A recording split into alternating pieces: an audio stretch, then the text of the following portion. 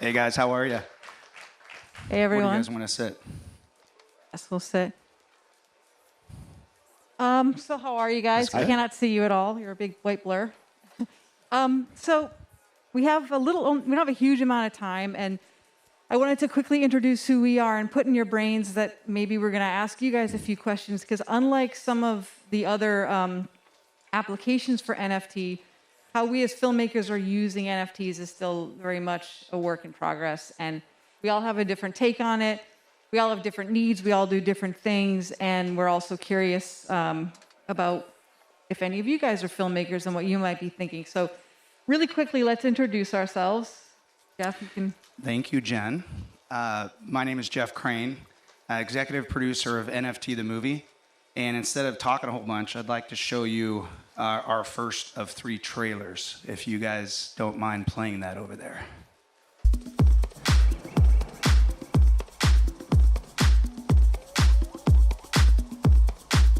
And what a non-fungible token is one of the Ethereum standards, stands for ERC 721.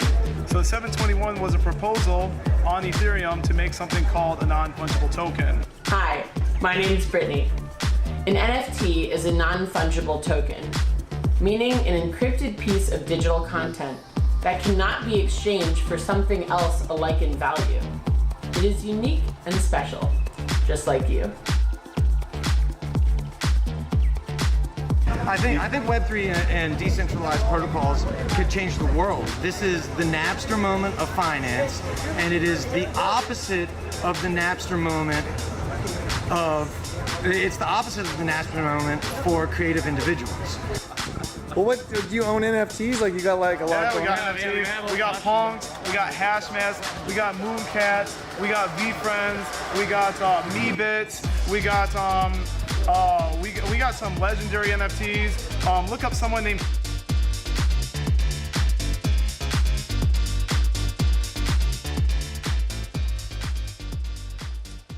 And that's me, Jeff Crane. After you. And this is me. I took my mask off. I remembered to do that, so now you can see me. I have a newborn, so... Congrats. Yes, here I am. Sherone, why don't you introduce yourself? I'm Sherone Rabinovitz. I am, I'm a lot of things. I'm a nerd. I'm a geek. I've been writing code since I was 13 on an Apple II Plus. And then I started playing guitar because that's what you do after you write Pascal code. And then I got a master's degree in film at some point. So when blockchain arrived, it hit me on all levels. It just resonated with the geek and the nerd in me, the innovation, and of course the art part of it.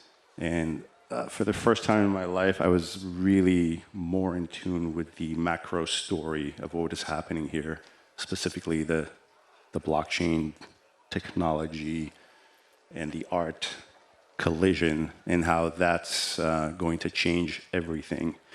And I started documenting the art space, the blockchain digital art space. This is before the term NFTs even existed. This was in late 2017, and I did interviews with NYC, and most notably the CryptoPunk guys, the Larva Lab guys, and other notable artists in the space like Kevin McCoy, who made the first image NFT, Quantum, etc. And I'm now working on a feature film that kind of tells the story of the evolution, at least from that point on. So that's me. And I'm Jen. I come to this from a pretty much strict filmmaking and television background. I make movies about all kinds of things like Mount Everest, and my current project is about Prince. I work on a TV show as well right now, every day. So I come from a universe of people who do what I do, who create content, all kinds of content, we're storytellers, and we're looking for a way to use NFTs to tell stories differently, which nobody has yet figured out, because movies don't hang on a wall. They're shared community experiences that get value from being shared, not just owned. But I do think there's a way to use this technology to tell a story better. Whether it's a choose your own adventure story or something else, and that's where my head is and what I'm trying to figure out. I think it's sort of an open question. So on that note, I'm gonna click here. And I can't see anybody, so I'm going to come out here and see if anybody out here is a filmmaker or an artist by show of hands. Yeah, okay, cool. Just shout out what you guys do a little bit. Beatboxer. Love it. Cool, great. Anyone? Cool. And have you guys, the artists in the room, are you using NFTs? Have you thought about it? Are you trying to, yeah? Curious. NFT curious, yeah. Well, exactly. There's room for all of us here. And investors, technology people, what do you guys, tell me what, yeah? Yeah. I'm here, very excited about gaming and learning, along with filmmaking, virtual augmented reality, and how it's all coming together. Yeah. I'm curious how many people here, regardless of what medium you use, whether it's technology or film or painting or anything, who would call yourself a storyteller? Who in this room is a storyteller? Okay, because that's why I'm here, and I think we all have a different way. How can we use this to tell stories? So, on that note, I'm gonna jump into why we're here, and everybody can sort of tell you a little bit more about what we're trying to do, which is an open conversation. Well, it seems like this side of the room, we've got any other movie makers on this side? Okay. Everybody's a storyteller in this room. You do not have to be a movie maker. About, May? I decided to do NFT the movie. So we went to Texas, we did our first shoot, and then we submitted the movie, a 2-hour feature, to Sundance, and we're hoping to get accepted. Regardless if we get accepted or not, we're still going to do a premiere. The rules have changed. The rules have changed in the movie industry. We are now Paramount. We are now Cinemark. We are now MCA. We are now StubHub. We are all of those things without being centralized. And so for a person who's never done a movie before, it's not a mockery. It isn't.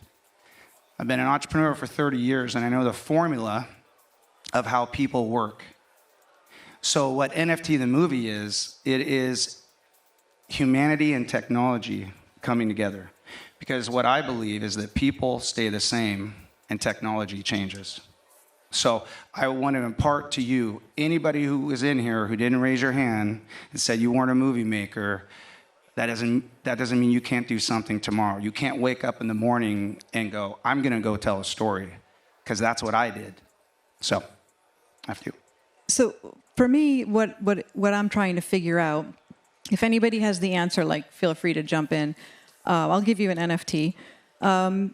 So basically, you start with the allegory of the cave and the fact that humans want to tell stories in whatever format they can, and that evolves over time. It's painting, and then the next technology is photography, and that changes the way we tell a story.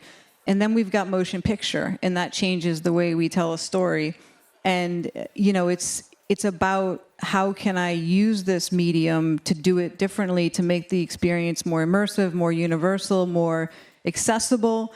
And I think that's an easier question to answer when your medium is a visual art that doesn't require sitting down for 2 hours and, interacting in that way, committing an amount of time, because you cannot understand a film, even a short film, just by looking at it in a glance, or even 10 seconds. And it is a challenge. And to me, the future of, I think there is an answer. I'm kind of an evangelist on this, and people in my business go back and forth about, is it more of a pop culture phenomenon? Can we really use it to make films? What can it do that we can't just do on streaming or whatever? But I think there is an answer, and for me, I'm looking for a way to collaborate with somebody who can say, okay, you want to tell this story about Mount Everest, here's a cool thing we can do with this technology that will make that experience more real or more unique, or hone in on something that creates a twist in how the conventional way we might tell that story, which is just sitting in a theater. And that's where my thinking is on that. That's what I'm looking for. And like I said, if you guys have the answer, tell me.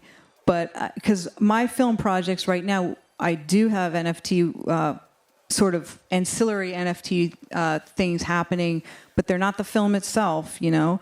The film itself is a film, and the NFTs that are associated with it are sort of supplemental content, which is still very cool, but it's different. So that's where my head is, I think. Sherone, where are you? My head is in many places. The lowest hanging fruit when it comes to NFTs and filmmaking is that you can use NFTs. I say that NFTs are the new T-shirts in terms of swag, right? So if you're doing a crowdfunding campaign, where once you could offer posters or stills from the film, or T-shirts or baseball caps, whatever. Now you can make NFTs be the thing that people get when they purchase a token to support your film. So that could be stills, that could be little clips, animated GIFs, it could be any number of things, and you can run with that. That's the simplest, lowest hanging fruit. It's on the ground. It's that low. That's on the marketing side, fundraising, financial. From the art side, when you say film, it's for the people out in the streets, it's usually a feature film, Hollywood, 90-minute, whatever. We all know that it could be an experimental 6-minute short. It could be animated. So if we're talking about the actual craft of filmmaking and aesthetics and structure and form and all that stuff, the other low-hanging fruit for me, for at least since 2018, was, okay, we can make film, like in After Effects, you can make layers and superimpose stuff. And so you can make 10 layers, and every single one of you will own a different layer, and you can withhold it, or you can choose to combine only 5 of them, or you can create all sorts of mixes. So there's an idea. For me, that's low-hanging fruit. I play with it, but I think everybody should just steal that idea and run with it. And yeah, excellent, brother. So that's two things, the marketing, finance, and the actual aesthetics. Yeah. Can I just ask a question, if you don't mind, because I can't see you? Raise your hand if you're a connector, if you're a center of influence and you can connect with people. Okay. One other question. Is anybody from a long ways away from here, like Europe or Asia or something like that? Raise your hand if you're from a long ways away. Where are you from, bro?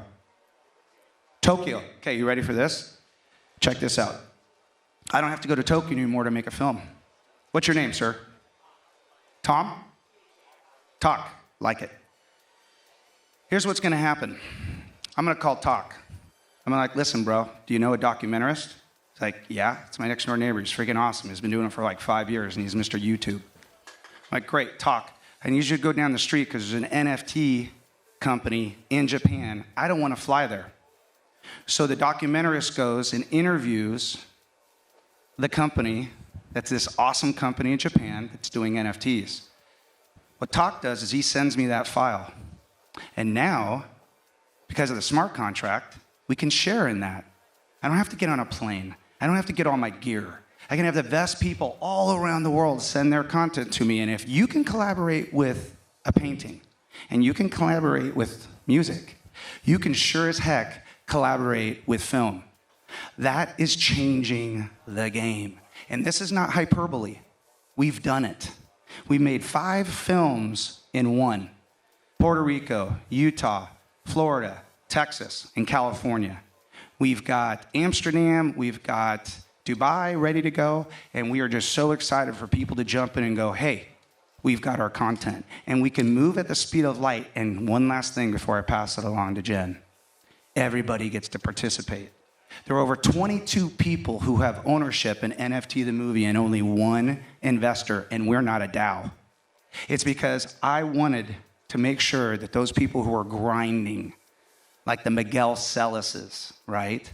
And the Jonathan and Nathaniels, and all these young guys and gals, and everybody who's trying to make it, we need to help them and bring them up. So pass it to you, Jen. So I'm going to look at my notes because in sort of preparing for this, like the 3 of us talked, and I've talked to people in my network that range from financing people for features or for movies in general, my colleagues in television, people who are in programming, all kinds of different things. Everybody's trying to sort of understand what can we do with NFTs that we can't do with anything else. And I'm trying to understand what you're saying too, because obviously we can move footage with the internet. So you're talking about the ownership component, people owning your film. And that's something I want to understand better, because Sure. obviously, like, for the TV show I work on, we shoot internationally, so we move files all the time. Sure. They're owned, the intellectual property is owned by the network, and blah, blah, blah. All of that is done, no need for smart contracts. And this is where it gets complicated. What can NFTs do for film that I can't do with a regular contract, with a FedEx package, with an internet download? I'm glad you asked that question. First of all, that question's a round peg in a square hole. So I'm going to start with an independent filmmaker, not traditional filmmaking, and here's why. Gone with the Wind is 80 years old. It would have been really neat if I had owned a part of a scene where Humphrey Bogart says something, right? Well, now you can. There's going to be movies out there that you will own part of those movies, whether it's a fundraising mechanism or not. There's going to be crowds of people who are going to own portions of movies that are going to be distributed, and it will be yours until you decide to sell it. So as far as I'm concerned, I'm starting from the base. Jen is a professional. I'm a novice. But what I am is I am a COI. I'm a center of influence. And if I can surround myself with the best filmmakers and the best technologists, artists, etc., we can move at the speed of light. And I don't have to put that square peg into the Hollywood hole. Because Hollywood is changing. They're quaking in their boots. You've got TikTok. You got all these fabulous social media companies that are out there creating mini filmmakers. And so I believe, and it's against the grain, that Hollywood is clamoring. They're probably sitting here right now waiting to talk to each and every one of you because the train's left the station. That's my personal feeling. I want to bring Sherone into this, because something you said was really interesting. Because I like what you're saying makes sense to an extent. I think I'm trying to figure out how we can get this to be used as a storytelling technology that goes beyond just ownership and collectability, though. You know, so like I go back to thinking, like, don't laugh, but something like smell-o-vision, which was a real thing. You know, they said, let's bring smell-o-vision into this theater because it's going to enhance the way people experience this movie. I'm going to smell, you know, Egypt in the desert. I'm going to smell the ocean when I watch Jaws. You know, George Lucas talked about choose your own adventure films and how you could do that, and you know, using technology to do that. And that's what something you said about layering, you know, putting layers onto a shorter piece. I guess, you know, it doesn't. Again, how does this apply to a feature? How does this apply to maybe episodic or unlocking episodes or something? But I am thinking strictly as a storyteller, going past like the need to be attached to a celebrity or to have a collectible value to something, or a pop culture value, because I think NFTs work awesome for all of that. But as a storyteller, how can I enhance this experience? And every time there's been new technology, that's been what storytellers have had to face, and have ultimately we've thrived, we've changed the game. So what's your take on that? I actually don't know that NFTs make a difference. No, it's funny because I'm a sucker for that. I love innovation. That's the thing that I so enjoyed about this space, you know, years ago. And I don't know that it lends itself. So what the example I gave first, I think there's a lot of possibilities, and you know, we can play a lot, but in that genre of sort of experimental, shorter forms. As far as telling that full story, I don't know. I mean, the last time that something kind of like this happened, for me at least, you know, when the long format video cameras came around, I mean, you could actually put a 90-minute tape and shoot. What was that name? Time Code. You remember Time Code? It was 4 cameras and they all shot simultaneously. You know, what does it mean? Can we tell new kinds of stories because we have new tools? That's the question, I think. That is the question. Yes. Yeah. Can this new toy, this new ability, actually enable us as storytellers to tell a new kind of story? Not tell the same old story in a different kind of way. It's like, oh, we have a drone. Cool. Yeah. It's still whatever. Can we actually, you know, break the form of, you know, 3-act structure, whatever, and tell new kinds of story because we have this new tool? I don't know that NFTs do that, but I'm not that smart. I've thought about it a little. I don't know that it does, but maybe again, not yet. Maybe the not short yet. experimental thing. The layers and Can I change mixing the what? green screens, stuff like that. Yeah. Sherone, can I change the what to a who?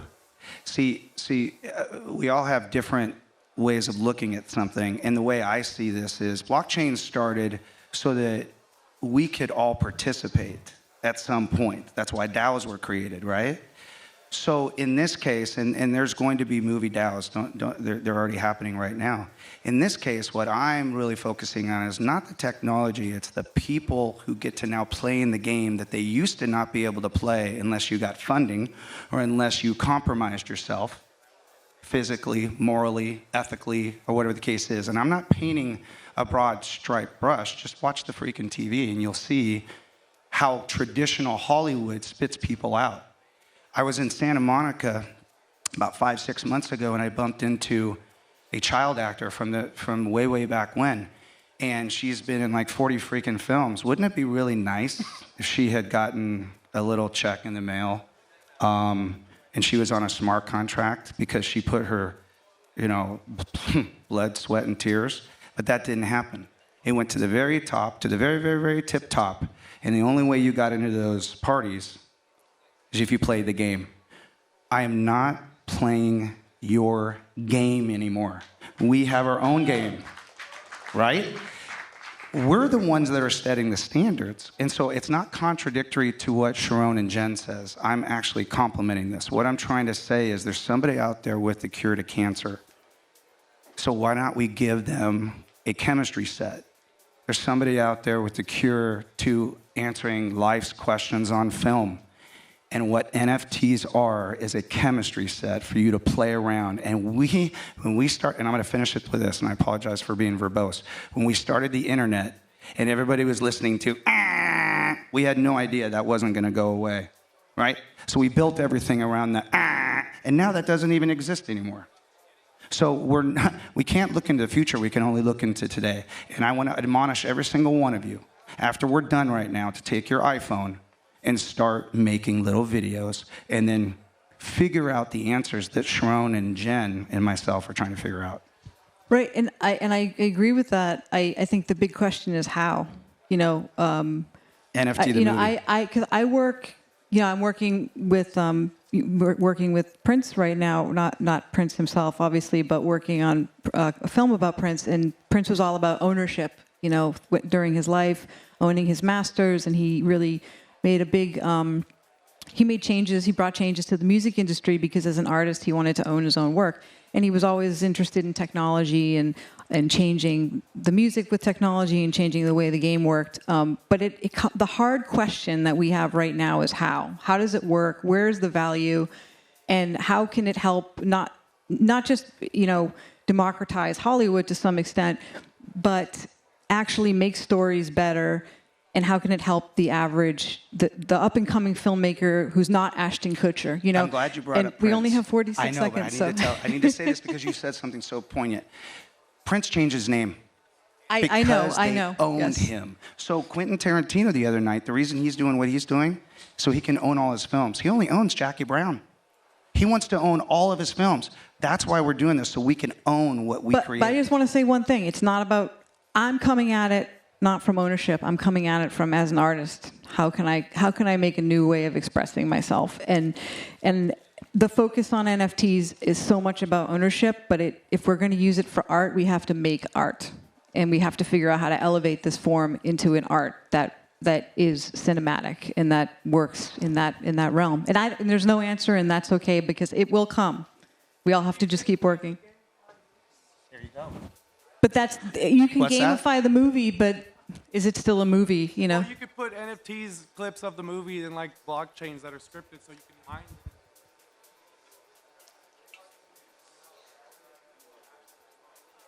them. Yeah.